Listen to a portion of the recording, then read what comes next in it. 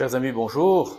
L'automne est bien là, les paysages se dorent des couleurs de saison, les feuilles changent, les arbres aussi, et c'est la période de la chasse, une chasse qui n'a peut-être pas toujours bonne presse, mais qui fait partie de notre culture. Mais c'est aussi l'occasion de redécouvrir à frais nouveau notre nature sous son autre parure, une parure différente de celle de l'été que nous venons de quitter. Le 3 novembre, il est de tradition que dans la ville de Saint-Hubert, bien connue en notre Luxembourg belge, les gens se rassemblent nombreux pour célébrer le saint patron des chasseurs, mais aussi de la nature. Il se fait que dans notre unité pastorale Notre-Dame d'Arlon, nous avons à Fouches une église dédiée à Saint-Hubert. La paroisse tout entière lui est confiée. Et que ce saint n'est pas un étranger, puisqu'il est belge, un saint bien de chez nous. Il est reconnu comme le patron des chasseurs, mais aussi de la nature. On lui confie volontiers les animaux. On le prie aussi contre la rage et toutes les formes de rage, pas seulement celle qui peut affecter notre physique. C'est une belle figure. Il est proche de nous.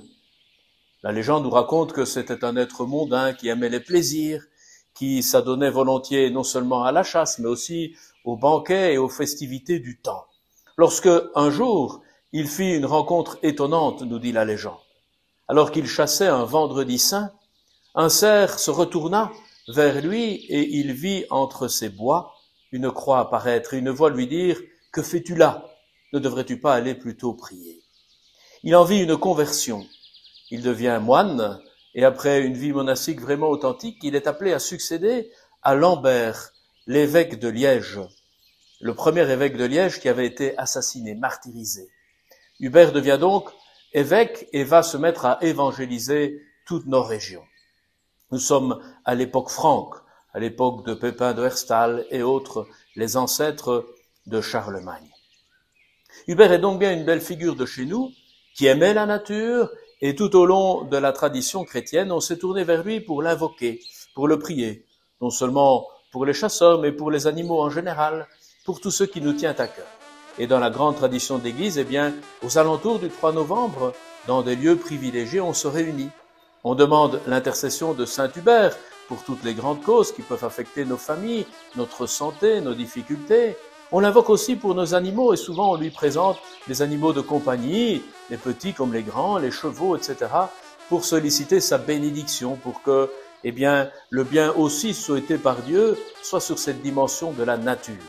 Et il est de tradition également d'y bénir des pains, ces aliments du quotidien, qui signifient eh bien, la vie de tous les jours, que nous voulons vivre sous la protection de ce grand fidèle ami de Dieu et proche de ceux qu'il a eus comme évêque sous sa responsabilité.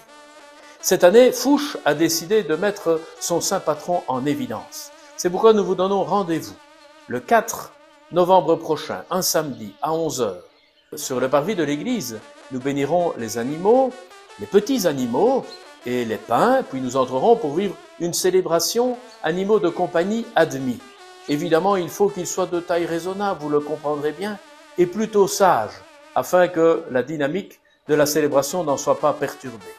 Une célébration qui prendra toutes les couleurs de la Saint-Hubert, avec le concours des trompes de chasse qui vont nous élever vraiment dans la prière et qui vont ici égayer nos cœurs par leur son très harmonieux et très solennel.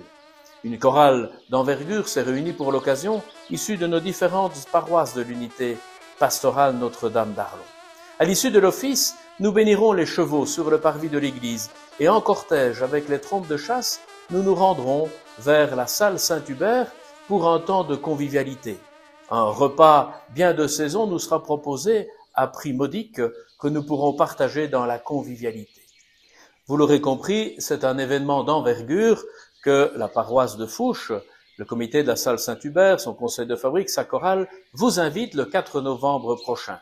Un moment qui sera donc un temps fort à partager ensemble, tous les amis de la nature, tous ceux qui sont soucieux de vivre dans la convivialité, mais aussi ceux qui prennent au sérieux cet enjeu d'avenir qu'est le devenir du vivant sur notre planète.